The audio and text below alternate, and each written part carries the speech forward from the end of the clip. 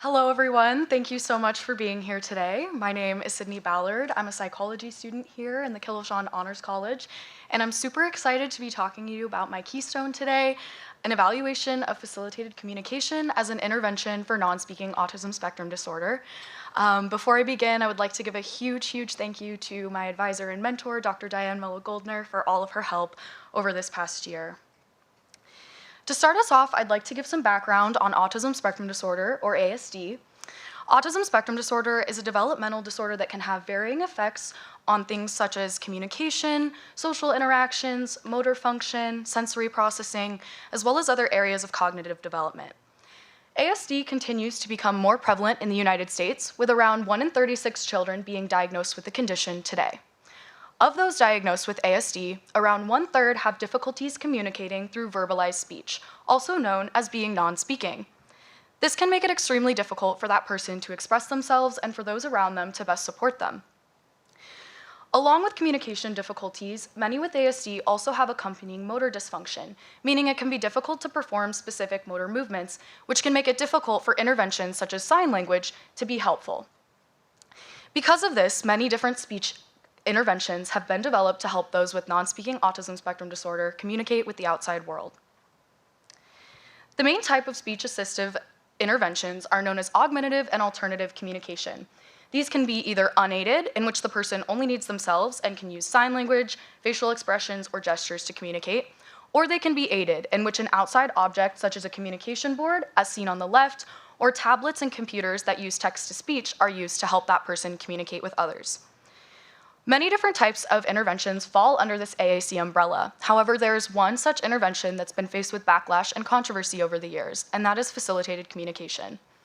Facilitated communication, as shown in the picture on the right, was originally developed around the 1970s to help people with cerebral palsy communicate.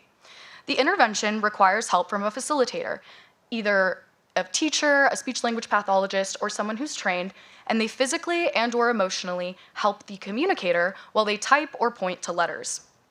This support looks different for each and every person, as ASD is highly variable from person to person, and in the image shown here, we see a young boy receiving forearm support while using facilitated communication. As FC became more popular and more people claimed to find success with the intervention, researchers began to wonder if it was a valid form of communication, or if there was any possibility that the facilitator had an underlying influence on the messages being created by the communicator. The varying consensus over the use of FC as an intervention within the autism research field is what led me to wonder, is facilitated communication a valid and authentic intervention for non-speaking autism spectrum disorder? To begin my project, I started to look much deeper into the research out there on facilitated communication.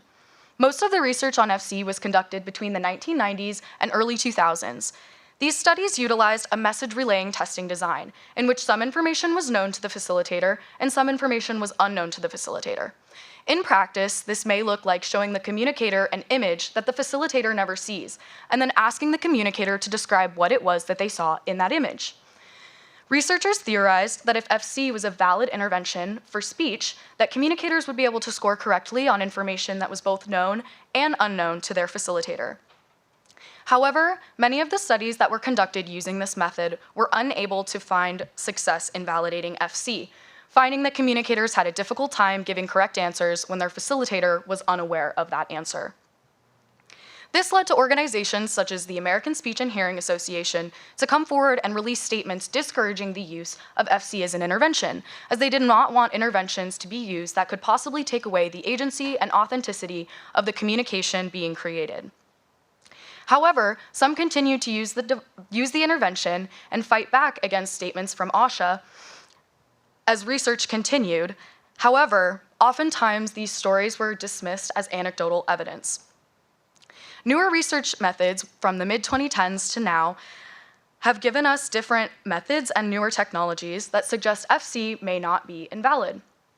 Eye tracking devices, which can measure eye movements, and accelerometry devices, which can measure motor movements in the hands or fingers, suggest that the speed at which these cognitive processes are happening are too fast for any sort of outside influence from a facilitator to be occurring.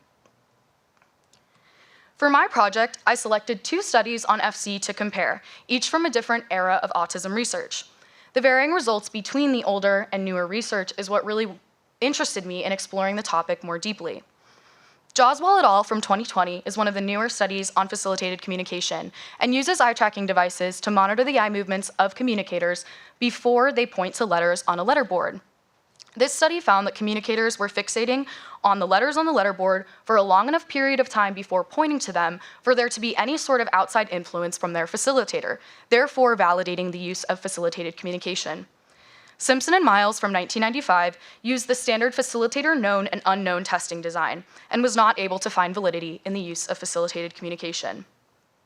For my project, I ran a meta-analysis to evaluate the effect that the use of facilitated communication has on one's ability to authentically communicate. This analysis found that there was a larger positive effect size in the Joswal et al. 2020 study, while there was a lower positive effect size in the Simpson and Miles study, suggesting that FC was better used in the Joswal et al. 2020 study.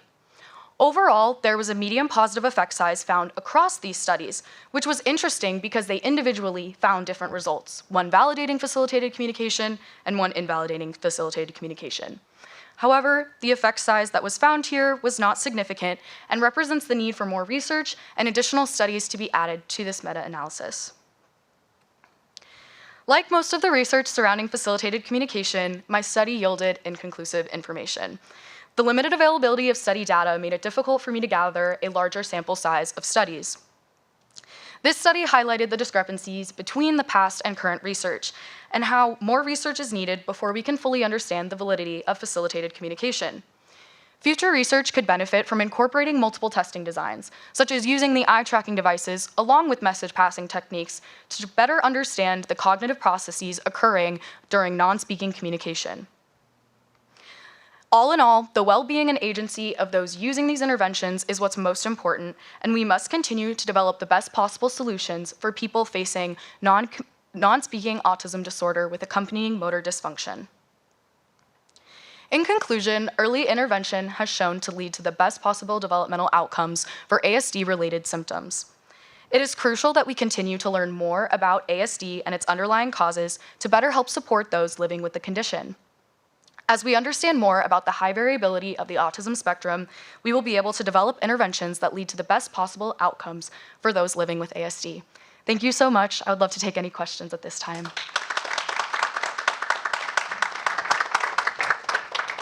We'll have 2 minutes or so for questions. Anyone have any questions?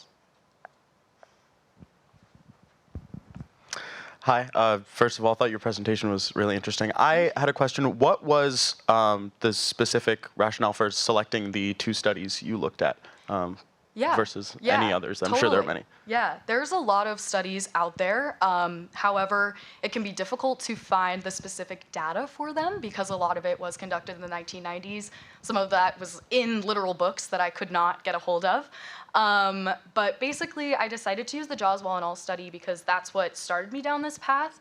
I took a course on autism that I learned about this case here and was really fascinated in the use of these new technologies in that research. So that's what led me to choose the Joswal et al. Study. For the earlier one in 1995, that one had a larger sample size of people, about 18, and they were also a younger group of people. The median age was about 9.5 years old.